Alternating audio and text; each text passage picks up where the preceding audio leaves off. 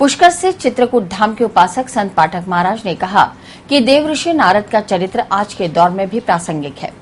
नारद के चरित्र से व्यक्तित्व का विकास भी हो सकता है। सोमवार को स्वामी कॉम्प्लेक्स के बैंक्वेट हॉल में विश्व संवाद केंद्र उदयपुर चैप्टर अजमेर की ओर से देवऋषि नारद जयंती के अवसर पर आयोजित समारोह में मुख्य अतिथि संत पाठक महाराज ने कहा कि सतयुग में नारद का दर्जा देवऋषि के बराबर था।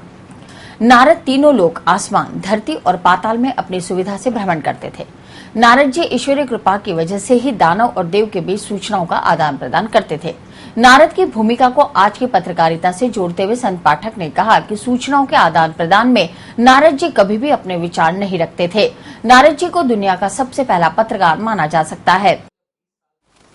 आज नारद जयंती के इस शुभ अवसर पर आप सभी पत्रकार बंधुओं के बीच में उपस्थित होने का मुझे ये मौका मिला। मंच आसीन सभी वरिष्ठ पत्रकार, मेरे पूर्व के वक्ताए, मैं सुन रहा था। और पत्रकारों के बीच में बैठना है मुझे आज।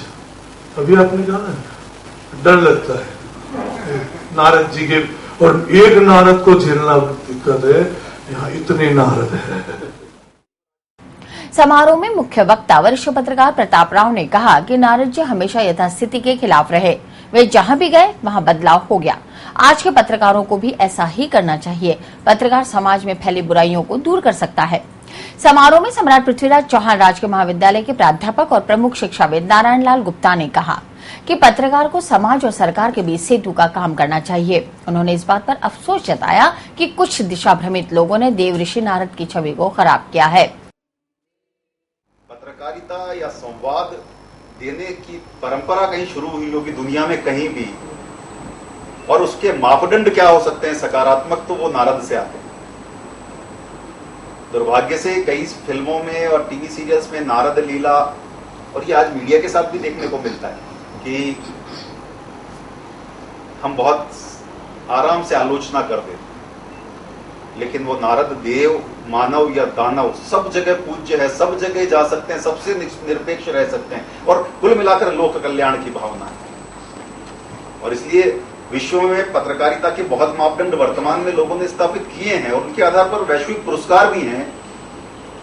लेकिन हमारा मापदंड क्या हो सकता है? लोक के कल्याण का, निष्पक्ष पत्रकारिता का, और समाज के कल्याण के लिए निर्भय होकर देव, दानव और मनुष्य कहीं तक पहुंचने का, और उनके साथ बराबर वार्ता, कोई कर्टसी विजिट नहीं, उसके पीछे निष्पक्ष भाव। जब हम अपनी पत्रकारिता करें, जब हम अपने संवाद को स्थापित करें, तो हम उस नारायण का जरूर ध्यान रखें, क्योंकि हमें भले ही कोई नहीं देख रहा हो या हमें किसी की चिंता नहीं हो, हम किसी से डरते नहीं हो, लेकिन एक वो नारायण जरूर है जो हमारे काम को देख रहा है। जब हमारे दिमाग में, हमारे मन में, हमारे एक आत्मा में इस बात की एक छाप होगी कि नारायण सबसे ऊपर है, तो निश्चित तौर पे हम जो भी काम करेंगे वो राष्ट्र हित में करेंगे, समाज हित में करेंगे, स्वार्थ से पूर्ण होकर नहीं करेंगे। समारोह में देवऋषि नारद जयंती के अवसर पर दैनिक भास्कर के संवाददाता योगेश सारस्वत, राजस्थान पत्रिका के सीपी जोशी, दैनिक नवज्योति के पीके श्रीवास्तव और जी मरुधरा के अजमेर प्रभारी मनवीर सिंह चुन्नावत का सम्मान भी किया गया। इन सभी पत्रकारों को विश्व संवाद केंद्र की ओर से शॉल उड़ाकर प्रशंसा पत्र भेंट किया गया। समारोह में सम्मानित होने वाले पत्रकारों की उल्लेखनीय कार्य की जानकारी भी दी गई। समारोह में सुनील दत्त जैन, कौल प्रकाश कृष्णानी, प्रियांक शर्मा, एसके अरोड़ा, अरुण अरोड़ा, विजय कुमार इनानी, अनिश मोयल, उमेश चौरसिया, अखिलेश जैन, अजय जैन, आनंद शर्मा, NL जाला आदि के साथ शहर के गणमान्य नागरिक मौजूद रहे। समारोह का संचालन केंद्र के सचिव निरंजन शर्मा ने किया, जबकि आखिर में केंद्र के अध्यक्ष SP मित्तल ने आभार जताया।